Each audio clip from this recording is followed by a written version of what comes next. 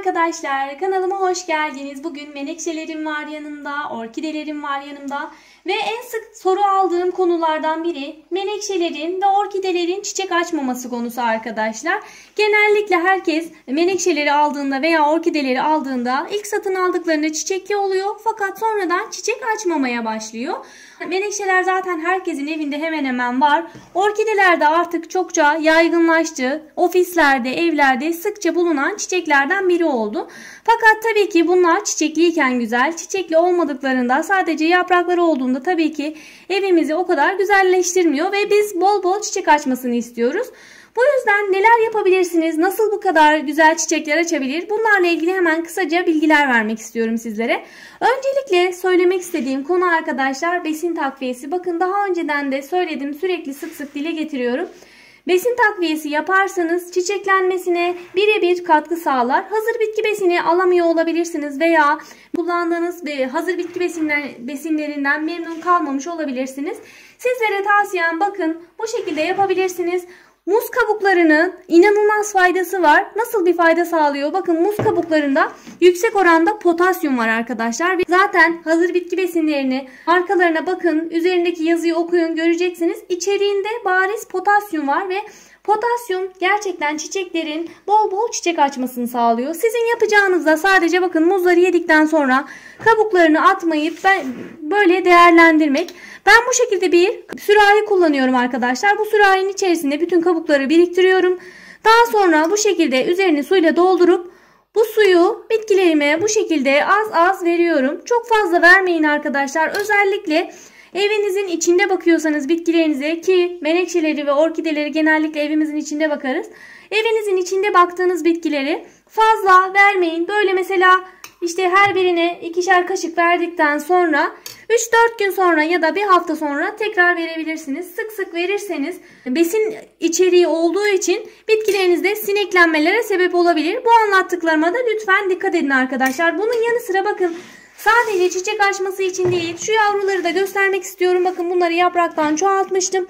Bu yapraktan çoğalttığınız menekşelere de az az verirseniz onların da daha hızlı bir şekilde gelişmesini ve büyümesini sağlayabilirsiniz. Yine orkidelere de aynı şekilde verirseniz orkideleriniz de çiçek dalları verir bu şekilde ve çiçeklenirler. Orkideler çiçekliyken hazır bitki besini kesinlikle vermeyin arkadaşlar. Hazır bitki besinleri kısa süre içerisinde bitkinin çiçeğinin kurumasına sebep olabilir ama bu şekilde evde hazırlayacağınız muz kabuğu olsun, sarımsaklı ve aspirinli su olsun, bunları çiçekliyken de bitkinize verebilirsiniz. Köklerin daha iyi gelişmesini, bitkinin daha canlı ve parlak görünmesini ve sağlıklı olmasını sağlar arkadaşlar. Şunu da belirtmek istiyorum arkadaşlar. Bakın böyle kavanozun içerisine kabukları doldurdum. Üzerini suyla doldurdum. Bunu uzun süre kullanabilirsiniz. Mesela ilk etapta bunu kullandınız. Kavanozdaki su bitti. Üzerine bir kez daha su doldurup bunu 2-3 kez kullanabilirsiniz. Yalnız şunu tavsiye edeceğim size. Bunu serin bir yerde saklamanız gerekiyor. Yaz olsun, kış olsun bu fark etmez arkadaşlar. Serin yerde saklamadığınız takdirde ekşime olur, kötü bir koku yayar. Ama bu şekilde bakın bunu serin yerde sakladığım için inanın şu an hiçbir şekilde koku yok. Bunu deneyin, siz de göreceksiniz. Koku olmayacağını fark edeceksiniz. Sıcak yerde koyarsanız koku meydana gelir ama özellikle serin yerlerde hiçbir sıkıntı olmaz. Zaten kış aylarında böyle bir problem çok fazla olmamakla birlikte yaz aylarında hava sıcak olduğu için sıcaktan etkilenir ve ekşime meydana gelir. Hazırlamış olduğunuz besini 15 günde bir bitkilerinize verebilirsiniz veya az az uygularsınız. Bir kaşık verirsiniz, bir hafta sonra bir kaşık daha verirsiniz. Dönüşümlü olarak bu şekilde bitki besini takviyesi uygularsanız menekşeleriniz olsun, orkideleriniz olsun bol bol çiçek açar. Özellikle orkidelere de çiçek açmadan önce bu şekilde bakın henüz çiçek açmaya başlamadan önce bu şekilde takviyeler uygularsanız daha hızlı bir şekilde dal gelişimi olur. Bunun mesela daha yakın bir zaman içerisinde videosunda paylaşmıştım. Kısa bir süre içerisinde dalını kesmiştim. Daha dalını keser kesmez yeni çiçek dalı verdi. Böyle besin takviyeleriyle siz de yeniden çiçek dalı oluşmasını sağlayabilirsiniz. Menekşeleri de yine aynı şekilde bakın menekşelerim sürekli çiçek açıyor. Yine yavrudan bakmış olduğum bakın bunları yapraktan çoğalttım. Yapraktan çoğaltmış olduğum menekşelerim de 1 ay 1,5 ay içerisinde bu şekilde büyüyor.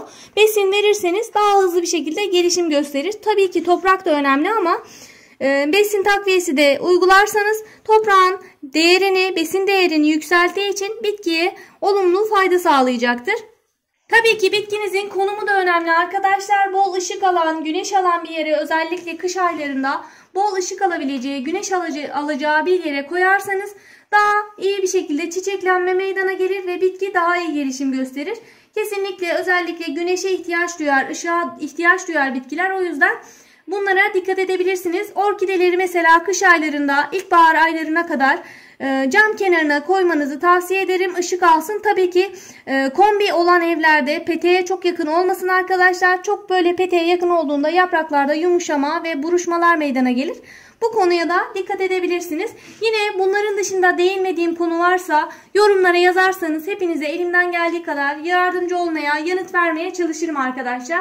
Bugünlük de anlatacaklarım bu kadardı. Videonun faydalı olduğunu düşünüyorsanız lütfen beğeni yaparak destek olabilirsiniz. Ayrıca yeni videolardan haberdar olmak isterseniz kanalıma ücretsiz olarak abone olabilir, bildirimleri açarak yeni videolardan haberdar olabilirsiniz arkadaşlar. Instagram'dan da takip edip sorularınızı yöneltmek isterseniz Beril'in Hünerleri Instagram hesabımdan beni takip edebilirsiniz.